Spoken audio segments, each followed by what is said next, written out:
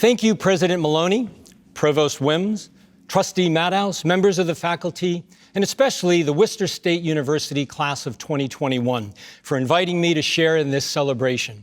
It is a great honor to be part of your commencement ceremony, and although I wish we were all gathered in one place and could celebrate together in person, in some ways, maybe this virtual celebration will be even more memorable. Before giving a speech, I always think about the audience, and especially about the purpose for my remarks.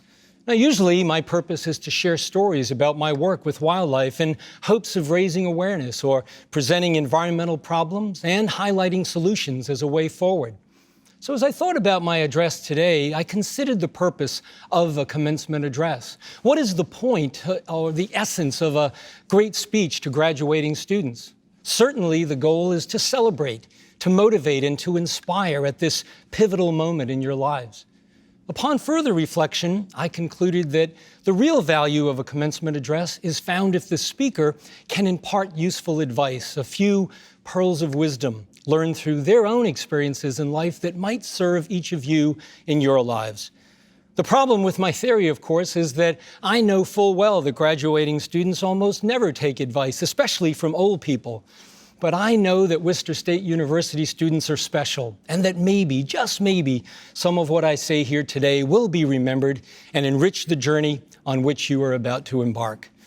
It is with this hope that I have crafted my address today, your commencement address, on a quote from the noted 20th century philosopher Ferris Bueller, who once said, "Life moves pretty fast. You don't stop and look around once in a while, you could miss it." He uttered those profound words in 1986, 2 years after I graduated from college, and I am here to tell you that he is right.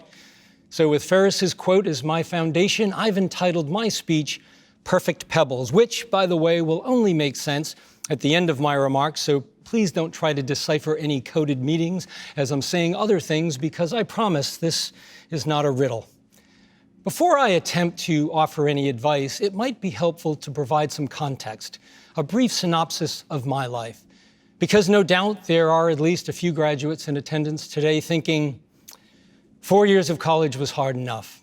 Then we had a pandemic thrown at us, but finally we made it. We're here at graduation, and the big speaker is a fish photographer. Well, this is true. But underwater photography aside, I am here because in many ways, I'm a lot like you.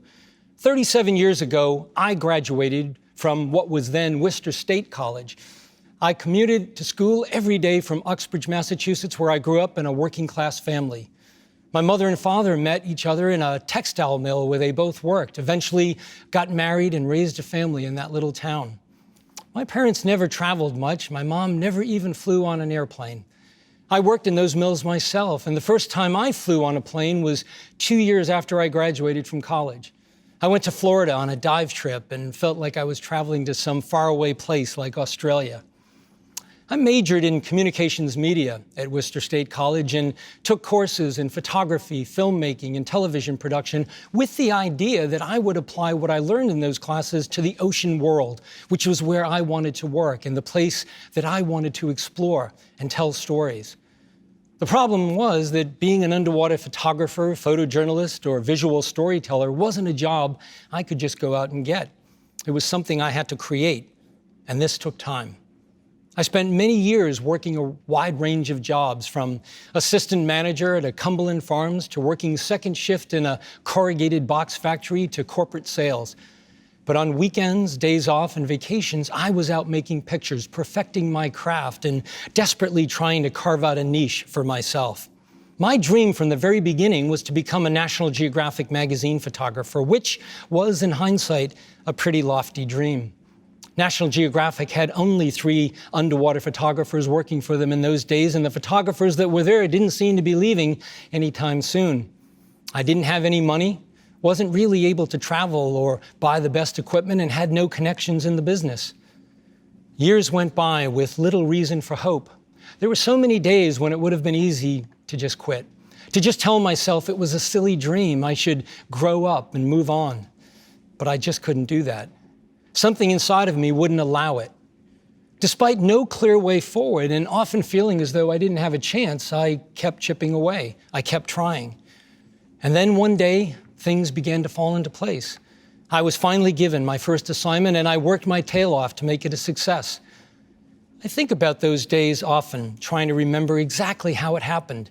I wonder if maybe I'm forgetting about a magic lamp that I found on a beach that granted me a wish, or forgot about the time I was visited by my fairy godmother. But I think I'd remember those things. Maybe the reason why things fell into place for me is because I followed my dream probably longer than most and didn't give up. Today, I shudder to think, what if I did quit? I've been working for National Geographic for 23 years now and recently began work on my 29th story. My 28th is a 40-page cover story called Secrets of the Whales in this month's issue, the May 2021 issue of the magazine. My whale coverage is also the subject of a new book that I wrote in a 4-part documentary series on Disney+. The location of the first film I ever made was Lake Erie on the Worcester State University campus, and my latest film is a film I made with James Cameron about whales. Guess I always had water on the brain. My reason for sharing these things is not to boast or to pat myself on the back. It's to offer a bit of context with my story and to show you that anything is possible. And although there is a lesson here about perseverance, I was well into my 30s when I got that first assignment with National Geographic, the wisdom that I really want to share with you is less about ambition and more about helping you to think about what you want your life to be. Each of you graduating today is ambitious, and clearly you have persevered. These traits and qualities will serve you well no matter what job you hold or career you pursue. At 22 years old, I remember being filled with ambition and can tell you that the 4 decades that have elapsed since I was sitting amongst my graduating class have been one hell of an adventure. But despite the wonderful education I received at Worcester State, so many of the things I know now I couldn't possibly have known in 1984. Chief among these is that in pursuit of your dreams, regardless of how modest or grand they might be, always know that there is so much more to your lives than pure ambition and vocation. Moments and opportunities that exist around you every day that have the potential to enrich your lives and make you happy in ways that nothing else can. And unlike the achievements you list on a resume when applying for a job a decade or two from now, these other parts of your life will be the things I believe that will matter most in the end. I have no magic formula that I can share with you for achieving your professional dreams, no treasure map that you can follow where X marks the spot and where you'll find the gold. But I can tell you with certainty that our time here is finite, and how you choose to spend it will determine the quality of your life. If you read my bio or resume, it describes what I do as photographer and storyteller. As a photographer, I've learned that one of the most important elements of photography is perspective, how we see. In the work that I do in my stories and films, I often incorporate a macro view and a micro view. I like to give readers or audiences a sense of place, a view that lets them see the ecosystem we're going to explore. Often, this is literally a view from above, an aerial image from 12,000 feet that shows land and sea, rivers or coral reefs in a beautiful, painterly perspective. And then I come down to earth and examine the micro view. I create portraits of individual animals and their behaviors. But what I find most fascinating are the connections, the fact that no single animal and no single ecosystem can survive on its own. In the ocean, for example, a coral reef needs mangroves and seagrass beds to survive. The largest whales that swim the sea need tiny krill and copepods to live. Every natural habitat that is healthy and thriving is one that is rich with diversity and connections. These life-sustaining connections, this connectivity, exists everywhere around us. It is in our DNA and in the DNA of everything on our planet. It's helpful to have perspective on our lives as well, from the macro view and the micro view, because both are important. Seeing things from the macro or sense of place perspective periodically allows us to see how we're doing. Are we making progress? And are we achieving the goals we set? Does the outside view or 12,000-foot view look okay? What about the micro view? Human life these days is busier than ever, and so many of us seem to be racing around doing lots of things every waking moment. How does the perspective look if we zoom our lens into the frame of these crazy days? Are the relationships we have mostly transactional, or are they meaningful? You may or may not be able to control whether you get your perfect dream job, but you can make time to meet a friend for coffee. You can call your parents, visit a grandparent, or talk to someone on the bus. Now, I know all about the demands on our time, all about ambition, competition, and delivering results. But after 37 years since my graduation, I also know that in their final hours, no one ever said the words, "My only regret is not attending more meetings." Now, I'm not suggesting that you become a slacker, a word, by the way, made popular in another 80s film, Back to the Future. But I am suggesting that you take time now and then to view your life with perspective, and that is good, and that the little things will indeed become the big things over time. Yes, I did just quote a cliche, but just because you might read this phrase on a little sign in someone's kitchen doesn't mean there isn't wisdom there. A pearl of wisdom that I offer you then from my work as a photographer is the value of perspective. Your perspective. As a storyteller, I learned about the classic themes of film and literature, such as good versus evil, or sacrifice, or family, all time-tested narratives that, when told well, can compel us to become engaged and to care. So if you were to write a script of your life, if you could imagine the next several decades unfolding on screen as a film, what might you envision? I suppose you would draft an outline of the arc of your life and pepper it with key events like your career achievements and relationships, marriage, children, maybe things like buying a home or travel. A hero's journey from the time you received your degree to sometime in the future when things begin to wind down. But what are the moments that you imagine will really be most important and have meaning? Filmmaker Alfred Hitchcock once described movies as life with the dull bits cut out. Maybe this is true for a 2-hour movie, but for the script of our lives, if we only imagine the key events in broad strokes, our script is incomplete, because those so-called dull parts are the moments that make everything matter. And the best stories are those that contain layers. When telling stories or trying to explain things, I'm a big fan of visual metaphors. Human beings are especially visual creatures, so if I can't show you a picture of something to make a point, I love to paint a mental analogy. A visual metaphor that I often use is that your life is like a tapestry. We create this beautiful woven piece of art stitch by stitch, day by day. When it's complete, what lies before us is an intricate representation of our lives. The colorful patterns or pictures that emerge over time, however, are only as strong as the quality of the thread that connects them. 30 years from today, 40 or 50 years from now, what do you want your tapestry to look like? What do you want it to show? The story it tells will be a blend of threads that you sewed together, and it will represent the priorities and things that you valued most. My storytelling pearl of wisdom, then, is to imagine your life in terms of a visual metaphor. If I had only one wish for you here today, it would be that the tapestry you create is one that is rich and meaningful, cherished memories revealed through patterns and pictures connected by the strongest of threads. Now, it's almost impossible for me to give a speech without showing at least a few pictures, so yes, we have made it to the show and tell portion of the program, where the end is now in sight. I mentioned earlier that my latest work is about whales, and I wanted to share a little of this with you today because I believe we can learn from nature, or at the very least be reminded of things we already know. When I created Secrets of the Whales, I did so with the goal of showing people what the latest and greatest science was revealing about these animals, that, like humans, whales have culture.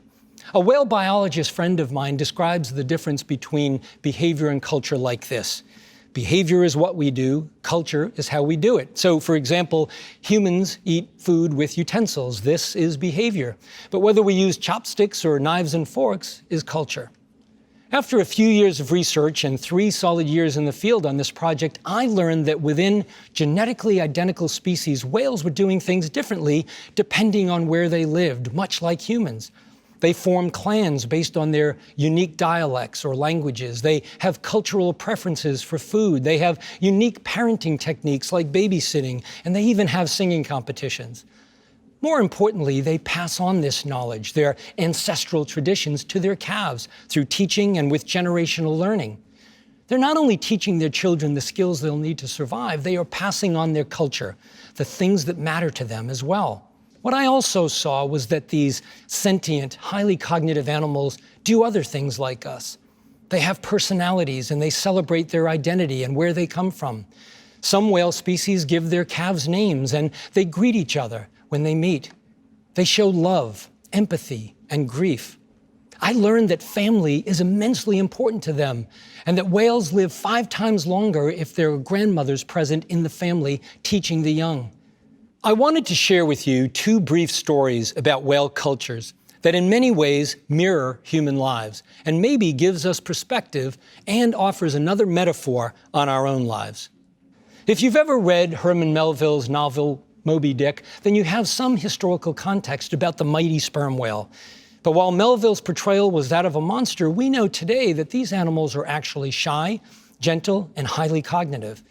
I spent the last few years working with sperm whales in the waters off of Dominica, an island nation in the eastern Caribbean Sea. Sperm whales roam the open ocean and spend most of their lives in the deep sea searching for squid and feeding. Despite these mostly solitary days spent in the darkness and cold, they do have families, which are matrilineal and are led by the older, wiser females of the group. These whales are especially challenging to study, but if you spend enough time with them, you will see that every so often they gather as a family to socialize.